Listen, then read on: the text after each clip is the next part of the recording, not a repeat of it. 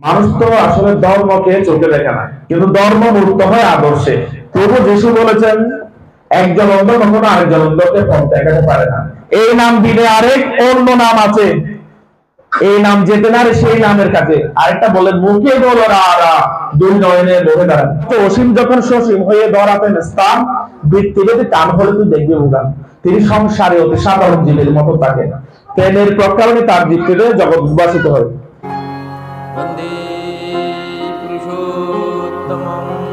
শ্রী ঠাকুর বলছেন, জীবনের উদ্দেশ্য হলো বিইং এন্ড বিকামিং, অর্থাৎ বাঁচা বাড়া। আর এটা ডিপেন্ড করে আইডিয়ালের সারেন্ডারের উপর, একজন আদর্শে আত্মসমর্পণের উপর। আত্মসমর্পণ করতেই হবে। এখানে কিন্তু বসগিরি দেখালে হবে না, আমাকে গুরু একজন মানতেই হবে। আর এর চরমে আসে ঈশ্বর প্রাপ্তি।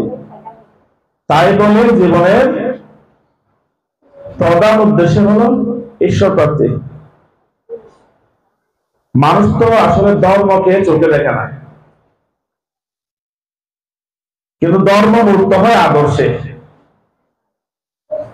এমন একজন যদি থাকেন, পুরুষোত্তম যখন মানুষ হয়ে আসেন, শ্রী ঠাকুর বাণীতে বলছেন, অসীম যখন সসীম হয়ে ধরাতেন স্থান, বৃত্তিদেরই টান হলে তুই দেখবি ভগবান। সেরকম আদর্শ যখন থাকেন, তখন তার মুখ দিয়ে ধর্ম কথা বলে, ধর্ম হেঁটে বেড়ায়, ধর্ম খায়, ধর্ম সবকিছুই করে। সেই জন্য প্রথমে জীবনের শুরুতে আমরা কিছুক্ষণ আগে আমাদের শ্রদ্ধেয় দাদা শ্রী সুমন কান্তি নাম বলে গেলেন, জীবনের প্রথম দিকে যারা ঈশ্বরকে গ্রহণ করতে পেরেছেন তাদের জীবন ধন্য সার্থক। তাই প্রথমে প্রথম কাজটা হলো মানুষের ঈশ্বর গ্রহণ, অর্থাৎ দীক্ষার মাধ্যমে ঈশ্বরকে ধরা। গুরু মানে অন্ধকার, রূ মানে আলো। যিনি অন্ধকার থেকে আলোতে নিয়ে যান তিনি হলেন গুরু। আবার গুরু মানে সদ্গুরু। যোগ গুরু জন্মসিদ্ধ, মন্ত্র প্রতীক তিনি, সাধক গুরু তাকে বলে সাধক সিদ্ধ যিনি। দুই ধরনের গুরু আছেন, এক ধরনের হলো যোগ গুরু, আরেক ধরনের হলো সাধক গুরু। এই যোগ গুরুরা কিন্তু সাধনা করে সিদ্ধ হননি, তারা জন্ম থেকেই সিদ্ধ। তাদের এসে এখানে সাধন বদল করতে হয়নি। তারপরেও তারা লোকশিক্ষার জন্য এসব জিনিস করে দেখান। যোগগুরু জন্মসিদ্ধ, মন্ত্র প্রতীক তিনি, সাধক গুরু তাকে বলে সাধন সিদ্ধ যিনি।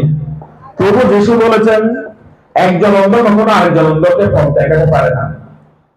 হয়তো আমরা যেসব সাধক গুরুকে দেখি, হয়তো পুরো গুরু দেখি বিভিন্ন জায়গার মধ্যে, এমন হয়তো দেখা যায় যারা নিজেকে উদ্ধার করতে পারেননি। যিনি নিজেকে উদ্ধার করতে পারেননি তিনি আরেকজনকে উদ্ধার করবেন কিভাবে? যিনি নিজেই উদ্ধার হননি, সেজন্য বলা হয় সদ্গুরু। সদ্গুরু মানে আসল গুরু। বাবা লোকনাথ তার জীবনে একটাও দীক্ষিত করেননি। তিনি বলেছেন, একমাত্র ঈশ্বরই সদ্গুরু। তাদের বলছেন, অসীম যখন, ঈশ্বরকে তো আমরা, ব্রহ্মকে তো আমরা দেখতে পাই না। ব্রহ্ম সবগুলোকে দেখতে পাই, কিন্তু আমরা ব্রহ্মকে দেখতে পাই না। লালনের ভাষায়, সে আর লালন একখানে রয়, লক্ষ যোজন ফাঁক। মাঝখানে কি লক্ষ জন, কাছে থেকেও কিন্তু কি অনেক দূরে। তো ব্রহ্মকে আমরা দেখতে পাই না, কিন্তু সেই নিরাকার ব্রহ্ম অসীম যখন সসীম হয়ে একটা আকার হয়ে ধরাতেন স্থান, তার উপর যদি বৃত্তিভেদী যদি আমরা টান যদি করতে পারি, বৃত্তিভেদী মানে কি প্রবৃত্তি বের করে টানটা যদি আমরা গড়ে তুলতে পারি, যেরকম মানে আমার সব প্রবৃত্তি তাকে সেবা করছে, তাকে মেনে চলছে, মানুষের কাম থাকবে, ক্রোধ থাকবে, লোভ থাকবে, সবকিছু থাকবে, কিন্তু এগুলো ব্যবহার মানুষকে অবশ্যই জানতে হবে। কাম ক্রোধ এগুলো না থাকলে ইষ্টকর্ম করবে মানুষ কি দিয়ে, কিন্তু এগুলোর ব্যবহার মানুষ জানে না। উপযুক্ত আদর্শে মানুষের যখন আহতি হয়, তখন মানুষ সেগুলো ব্যবহার শিখে। রাগ কোথায় করতে হবে সেটা মানুষ কি বুঝে যায়, ক্রোধ কোথায় দেখাতে হবে। ভগবান শ্রীকৃষ্ণ কিন্তু শিশুপালের বিরুদ্ধে একসময় ক্রোধ দেখালেন, তা কিন্তু কিসের জন্য নয়, নিজেকে অপমান করেছেন সেই জন্য নয়।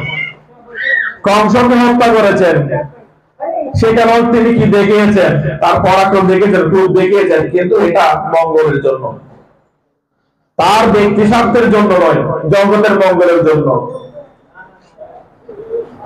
তো এই আদর্শ কিন্তু মানুষের দ্বারাই চাই। মানুষ ধর্মকর্মের বন্ধন থেকে মুক্ত হতে পারে না যদি সদ্গুরু না পায়। মানুষ গয়া, কাশী, বৃন্দাবন, বৈকুণ্ঠ কোন জায়গায় গিয়ে লাভ নাই যদি সদ্গুরু না পায়। মানুষের সদ্গুরু পাইতে গিয়ে মানুষ সদ্গুরু পাওয়ার জন্য দুর্গ সাধনা করে। এই যে ঋষিরা অনেক সময় চিনে না, তারা দুর্গ সাধনা করছে কি কাকে পাওয়ার জন্য, সেই সদ্গুরু পাওয়ার জন্য। আজকে আমরা তাকে পেয়েছি, সেই জন্য পূর্ণপুতের মধ্যে বলা হচ্ছে আগে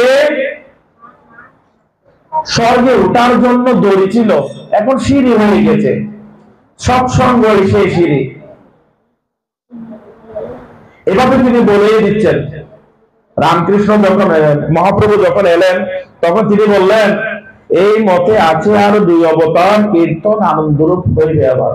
এরপরে আমরা রামকৃষ্ণদেবকে দেখি, তিনি বলছেন যে মানে গঙ্গারি পারে ডুব দিয়ে ও পারে উঠবো, বায়ু গুণে আমার আবার দেহ হবে, তাই পার্শ্বদের সব জ্ঞান দিচ্ছি না। ঠাকুর এলেন, এই এসে কত পাপি তাপিতে কি করলেন, উদ্ধার করলেন, এবং সহজভাবে দিয়ে গেলেন যজন যাদব ইষ্টভীতি। এই যজন যাদব ইষ্টভীতি ঠাকুর বলছেন যজন যাদব ইষ্টভীতি করলে কাটে মহাভীতি। যেমনই হোক বিপদ আপদ, যেমনই হোক প্রাণ, ইষ্টভীতি আনে আনে সবার পরিত্রাণ। কি বলা হচ্ছে, ঠাকুর বলতেছেন যে কি যত বড় বিপদ আপদেই হোক না কেন, যে ঠিক ঠিক ইষ্টভীতি করে, প্রত্যুষ হয়ে ইষ্টভীতি করে। ঠাকুর যে বললেন আমাদের শব্দ লিটন দা, এই ইষ্টভীতির মাধ্যমে আমরা কর্মফলে কিন্তু কি করি, খণ্ডন করি। ঠাকুর আমাদের কর্মফলে কি করেন, গ্রহণ করেন। তো আমাদের জন্মকর্মের আমরা ঠাকুর প্রার্থনে আমরা বলি যে কি ঋষিরা পর্যন্ত মনের গানিতে ঘুরে। মা গান্ধারী কি করলেন, 50 জন্ম আগে যে পাপ করেছিলেন সেটা 50 জন্ম পরে সেটা ভোগ করছেন। তাহলে আমাদের কত জন্মের পাপ যে কখন যে রয়ে গেছে, আমরা কোন জন্মে যে ভোগ করতে হয়, এই জন্মে বা পর জন্মে বা কোন জন্মে যে ভোগ করি তার কোনো কি নাই, হিসাব নাই। কিন্তু যে সব গুরু ধরে ঠাকুর বলতেছে যে কি কাল কলেশ সর্বনাশ, কালের ক্লেশ মানে পাপ তাপ সবগুলো দূর হয়। কাল কলেশ সর্বনাশ, সুখ পাওয়ে সব দুঃখ হয়। কালের ক্লেশ গুলো নষ্ট হয়ে যায়, এটা একমাত্র শুধু সদ্গুরুই করতে পারেন, যিনি গুরুর গুরু। সেই জন্য বলা হচ্ছে, শাস্ত্রে বলা হচ্ছে সদ্গুরু ত্যাগই মহাপাপ, এবং যারা এই ত্যাগ করাতে উদ্বুদ্ধ করবেন তারাও মহাপাপী। সদ্গুরু ত্যাগই মহাপাপ, যিনি গুরুর গুরু, যিনি সেজন্য বলা হচ্ছে মানে যিনি আলোর রাজ্যে নিয়ত বসবাস করেন, এই সদ্গুরু তিনি আলোর রাজ্যে সবসময় বসবাস করেন। শ্রী শ্রী ঠাকুরকে আকাশ পাতাল মর্ত স্বর্গ নরক ব্রহ্মা বিষ্ণু অগমলোক অনামী লোক রাজস্বামী ধাম সবকিছু দিয়ে প্রশ্ন করা হলো। তিনি কোন চিন্তা না করে ব্রহ্মা সম্পর্কে, বিষ্ণু সম্পর্কে, শিব সম্পর্কে, নারায়ণ সম্পর্কে, কত কিছু সম্পর্কে তিনি বলেই যাচ্ছেন। এই যে পুণ্যপুতি দিলেন, সেই সময় তার দেহে কোনো প্রাণই ছিল না, তিনি অনর্গল বলে যাচ্ছেন। অনন্ত কোটি দেবতা ইন্দ্র চন্দ্র বায়ু বরুণ ব্রহ্ম যদি শ্রীকৃষ্ণের অঙ্গজ্যোতি, সে পরম পুরুষ শ্রীকৃষ্ণ, শ্রীকৃষ্ণের সত্তা সত্য আমি সব, এটা আর কে বলতে পেরেছেন? তো আমরা যারা দীক্ষিত, যারা তাদের দীক্ষা পেয়েছি, তারা অতি ভাগ্যবান। ঠাকুর বলছেন যে কি পূর্ব জন্মের সংস্কার যদি না হয় তাহলে ঠাকুরের দীক্ষা পাওয়া যায় না। মহাপ্রভু সদ্গুরু যতদিন সদ্গুরু পাননি ততদিন পর্যন্ত দীক্ষা চেঞ্জ করে গিয়েছিলেন। 7টা গুরু ছিলেন তার, 7টা গুরু পর্যন্ত নাকি তিনি কি করেছেন, বদলিয়েছেন, যতদিন সদ্গুরু হচ্ছে না। কুলগুরুর একটা প্রথা ছিল, কিন্তু কুলগুরুদের তখন এই ধরনের কথা বলে দেওয়া হয়েছিল, তোমরা সবাই যে বলে দেবে, তোমরা যদি কখনো সদ্গুরু পাও সদ্গুরু গ্রহণ করবে। কিন্তু এখন সেই কথাটা আর বলে না, এখন কুলগুরু নিজেকে ভগবান বলে দাবি করছে। ঠাকুরের আগমনের কথাটা রামায়ণ, মহাভারত, ব্রহ্মবৈবর্ত পুরাণ, চৈতন্য ভাগবত, চৈতন্য চরিতামৃত, তারপর বিধু সংহিতা গ্রন্থ, তারপর শ্রী রামকৃষ্ণ কথামৃত, অনেক জায়গায় তিনি বারবার বলে গেছেন। শ্রীমদ ভাগবত মধ্যেও বলে গেছেন পরমেশ্বর বিষ্ণুর আবির্ভাব হবে, তিনি সম্বল নামক গ্রামে ব্রাহ্মণ মহাত্মা বিষ্ণু দশার দেহে জন্মগ্রহণ করবেন। এই সব কিছু কিন্তু ঠাকুরের সাথে মিলে যায়। বলতে গেলে কিন্তু আরো কিছু বলতে হবে। এবার খুব সহজে দিয়ে গেছেন কি, যজন যাজন ইষ্টবিধি করলে কাটে মহাবিধি। আমি আগে বলছি যেমনই হোক বিপদাপদ, যেমনই হোক প্রাণ, ইষ্টবিধি আনে আনে সবার পরিত্রাণ, যত বড় বিপদাপদে হোক। এবার নাকি ভগবান একদম খুব কাছে চলে এসেছেন। এবার আগে সত্য যুগের মধ্যে ধর্ম ছিল 4 পাওয়া, 4 পাওয়া মানে 4 ভাগ ধর্ম, অধর্ম ছিল না। সে সময় লোকজন ছিল মানে কি দেবতার মতো লোকজন ছিল 33 কোটি, সেজন্য আমরা বলি 33 কোটি দেবতা। তারপর 70 পরে দাপর আসলো, দাপরের মধ্যে 3 ভাগ ধর্ম মানে 3 পাওয়া ধর্ম, 1 পাওয়া অধর্ম। এরপর দাপরের পরে 70 ত্রেতা, 70 ত্রেতা, ত্রেতার পরে দাপর, দাপরের মধ্যে 3 পাওয়া, 2 পাওয়া ধর্ম, 2 পাওয়া অধর্ম, অর্ধেক অর্ধেক। এবার কলিতে এসে 3 ভাগ অধর্ম, 1 ভাগ ধর্ম। এবার এমনও বলা আছে যে কি মানে বিকৃত ব্যাখ্যা দিয়ে অনেকে ধর্মের বান করে কি করবে, মানুষকে বিপদে চালিত করবে। এবার তিনি আসবেন, তিনি যারা তাকে ধরবে না তাদের অনেক কাল অপেক্ষা করতে হবে, হয়তো কত কি 84 লক্ষ জন ভ্রমণ করে আসতে হতে পারে। যারা তাকে ধরবে না তাদের অনেক কাল অপেক্ষা করতে হতে পারে। এবার তিনি খুব সহজে এসে গেছেন। এবার নাকি এমন অধর্ম হবে মনুষ্যত্বের মূল বুনিয়াদ পর্যন্ত নষ্ট হয়ে যাওয়ার সম্ভাবনা আছে। সেজন্য শ্রী ঠাকুর বারবার বলছেন যে তাড়াতাড়ি দীক্ষা শিক্ষা দিয়ে 3টা জিনিসের উপর জোর দেওয়ার কথা বলছেন। দীক্ষা, শিক্ষা, উপযুক্ত শিক্ষা দরকার। এটা হলো কৃষ্টিগত শিক্ষা, এটা হলো কি ধর্মের শিক্ষা। দীক্ষা শিক্ষা এবং বিয়ে যথাযথ হওয়া দরকার। বিয়ে শুধু কয়েকটা মন্ত্র পাঠ করলাম এ কিন্তু নয়, শাস্ত্রগত কিন্তু বিয়ের কথা বলা আছে। এই জিনিসগুলো কিন্তু ঠিক ঠিক না হলে কিন্তু এই বিশ্বকে কিন্তু রক্ষা করা কঠিন হয়ে পড়বে। তখন বলছে মনুষ্যত্বের মূল বুনিয়াদ নষ্ট হয়ে যাবে। কিরকম, ভাই ভাইকে চিনবে না, হয়তো একজন আরেকজনকে হত্যা করছে, বাবা চিনবে না ছেলেকে, ছেলে চিনবে না বাবাকে, মা চিনবে না মেয়েকে বা ছেলেকে, ছেলে চিনবে না মাকে বা বাবাকে, কাউকে চিনবে না। একজন আরেকজনকে হত্যা করতেও পিছপা হবে না। আমরা বিভিন্ন জায়গায় দেখতে পাচ্ছি। কিছুদিন আগে আমরা শুনেছি এই রাউজানের মধ্যে ঈদের সময় এক ভাইয়ের হাতে আরেক ভাই কি হলো, হত্যা হলো। তাহলে এই মনুষ্যত্বের বিলুপ্তি হচ্ছে না? একই মায়ের পেটের ভাই একজন আরেকজনকে কি করলো, সম্পত্তির জন্য কি করলো, হত্যা করলো। মনুষ্যত্বের মূল বুনিয়াদ নষ্ট হয়ে যাচ্ছে। বলছে যা কাল করবি তা আজ কর, যা আজ করবি তা এক্ষুনি কর, অতি সত্বর করা লাগে। তো ঠাকুর মানে এই যে বাইবেলে আছে যে কি এই পৃথিবী সবকিছু ধ্বংস হয়ে যাবে, অনেক মানে ধ্বংসস্তূপে পরিণত হবে অনেক কিছু। কিন্তু শ্রী ঠাকুরকে এই কথা বলাতে শ্রী ঠাকুর বলছেন এও আছে যে কি নতুন নামের ছাপ যাদের থাকবে তারা ধ্বংসস্তূপের মধ্যে দাঁড়িয়ে থাকবে। নতুন নামের ছাপ হলো এই মহাপ্রভু যখন হরে কৃষ্ণ বিলাচ্ছেন, তাকে যারা চিনেছেন তারা আর হরে কৃষ্ণ বলে না, তারা বলছে বজ গুরাঙ্গ কহ গুরাঙ্গ লহ গুরাঙ্গের নাম হরে, যে জন গুরাঙ্গ বোঝে সে হয় আমার প্রাণের। এবার তারা যখন কি হলো, মত্ত হলো, ঠাকুরকে যখন আস্তে আস্তে মহাপ্রভুকে যখন আস্তে আস্তে চিনতে লাগলো, তখন মহাপ্রভু বললো যে কি এই নাম বিনে আর এক অন্য নাম আছে, এই যে হরে কৃষ্ণ নাম ছাড়া আর এক অন্য নাম আছে, এই নাম যেতে পারে সেই নামের কাছে। এটা মহাপ্রভুর এই কথা। এই নাম বিনে আরেক অন্য নাম আছে, এই নাম যেতে না সেই নামের কাছে। আরেকটা বলেন মুখে বলো রা, দুই নয়নে মুখে দাঁড়ান, মানে তিনি নামে পরবর্তী নামের তিনি করে দিয়ে গেলেন। নাম হলো তিন ধরনের, বাবাত্মক, ধনাত্মক, গুণাত্মক। আমাদের এই নামটা হলো গুণাত্মক, এই নাম থেকে সব বীজ নামের সৃষ্টি।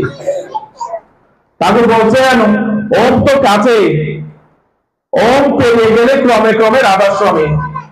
তারপর এরপরে বলা হচ্ছে কি এই নাম, এই যে বাবাত্মক নাম, এগুলো চিল্লাই চিল্লাইও বলা যায়। তারপর ধনাত্মক নাম, গুণাত্মক নাম। এই যে আমরা যে নামটা করি সেই নামের মধ্যে এটা নাকি আদি বীজ, এটাকে বলা হয় বীজ নাম। কেন বীজ নাম? একটা বীজ যখন আমরা মাটিতে ফেলবো, যখন এটা উপযুক্ত পরিচর্যা যখন করবো, সেটা থেকে একটা বিরাট গাছ হবে, সেইখানে ফল ধরে। একটা বীজ থেকে বিরাট একটা গাছ। এই যে নাম, এই নাম থেকে মানুষের কত কি যে হয়ে গেছে। ঠিক ঠিক যারা করে তারা এটা কি করতে পারে। এই যে ঈশ্বর প্রাপ্তি করতে নিয়ে মানুষ যে কত কিছু করছে, ভগবানকে ডেকে ডেকে কি হয়ে যাচ্ছে, বলছে না তাই তার সংসারে মন রাখবি ভগবানে, ভগবানের পিছনে চোট, শান্তি তোর পিছনে চলবে, এত কিছু করতে হয় না। আজকে আমরা লোক দেখানো অনেক কিছু যা করছি, এগুলো ভগবান কিছুই বলে যাননি, ধর্ম তো তা বলে না। আমরা অনেক সময় দেখেছি কি পূজার প্রসাদ ভগবানকে খোলা অবস্থায় দিয়ে দিচ্ছে, সেখানে ইঁদুর খাচ্ছে, তেলা পোকা খাচ্ছে, এবং সেই প্রসাদ গুলো মানুষকে দিচ্ছে, সেগুলো প্রসাদ গুলো খেয়ে মানুষ অসুস্থ হচ্ছে। এটা ধর্ম নয়। ধর্ম হলো পুরোপুরি বিজ্ঞান। আমি খাবো ভালো, এমনও দেখা যাচ্ছে পুকুর থেকে পানি এনে জলটা দিচ্ছি ভগবানকে। আমরা ভালো ভালো খাই, কিন্তু ভগবানকে দিয়ে খারাপ খারাপ। এই যে ভগবান আসলে পুরো বিশ্ব ব্রহ্মাণ্ডের কর্তা না, পুরো বিশ্ব ব্রহ্মাণ্ডের জীব, তিনি যেহেতু চলার, আমরা বলি যে তার খাওয়ার অভাব কি, তারপরে কিন্তু আমাদের ঘরে ঘরে কিন্তু আসন আছে। তিনি না খেয়ে থাকেন তা কিন্তু নয়, কিন্তু আমার উপরে তিনি আছেন কিনা সেটা হলো আসল কথা। এই যে কিছুক্ষণ আগে বলা হলো পরিবারের সকলকে বাঁচতে গেলে যেন তার মুখে মনে পড়ে। আমার ঘরে পরিবারের মধ্যে যদি 5 জন থাকে, আমি মনে করি 5 জন নয় 6 জন, আমার 6 জনের আহার যোগাতে হবে। কিরকম? 6 জনের মধ্যে গুরু একজন, তিনি সবার ফার্স্ট এন্ড ফরমোস্ট, মানে প্রথম এবং প্রধান। আমি যখন ফল কিনছি তখন চিন্তা করছি আমার গুরু, আমি যখন বাজার করি তখন আমি চিন্তা করছি, আমার চিন্তা আসতেছে আমার গুরু কি খাবেন, আমার ঠাকুর কি খাবেন। এভাবে আকাশের ভগবান নেমে আসেন কোথায়? আমাদের আকাশের ভগবান দরকার নেই, যিনি আমার কোথাও লাগলে একটা কিলের নাড়ুও পর্যন্ত জোগাড় করে দেন, সেই ভগবানের দরকার নেই। সেজন্য বলা হচ্ছে অসীম যখন সসীম হয়ে ধরাতেন স্থান, বৃত্তি যদি টান হলে তুই দেখবি ভগবান। তিনি সংসারে অতি সাধারণ জীবের মতো থাকে, প্রেমের প্রকারণে তার বৃত্তিতে জগৎ উদ্ভাসিত হয়। প্রেমের সঙ্গ করো, সৎসঙ্গ করো, তিনি আপনি প্রকট হবেন। তাই আর বিশেষ কিছু নয়। আপনারা সবাই সবকিছু বই বলে জানলেন। নাম, এই যে চিন্তা করে এই নাম, এই নামের মধ্যে ঠাকুর বলছেন নামের গুণে যে শুষ্ক তরু মন জুড়ে, তা আমি হারে হারে অনুভব করছি। শুষ্ক তরু মানে কি? মরা গাছ যে জীবন্ত হয়, ঠাকুর বলছেন আমি হারে হারে অনুভব করছি। এই নাম দিয়ে কত কিছু কি না হয়েছে, আজকে এই সংযুক্ত পরিসরে বলা সম্ভব না। আমাদের সব ঋতিক দেবতা আছেন, তার কাছ থেকে আপনারা অনেক কিছু শুনবেন। আমার আর বিশেষ কিছু নয়, সবাইকে রাষ্ট্রীয় জাগরে যাচ্ছে। এবং আজকের সংগলতা আমাদের সকলের শ্রদ্ধেয় শ্রদ্ধাভাজন শ্রী নরেন্দ্র কুমার চৌধুরী মহোদয় এবং তার পরিবার, তারা সকলের যাতে ভালো থাকেন, বিশ্বজগতের সবাই যাতে ভালো থাকেন, সেই কামনা করে আমার দিন আলোচনা এখানে শেষ করছি। সবাইকে রাষ্ট্রীয় জয় গুরু।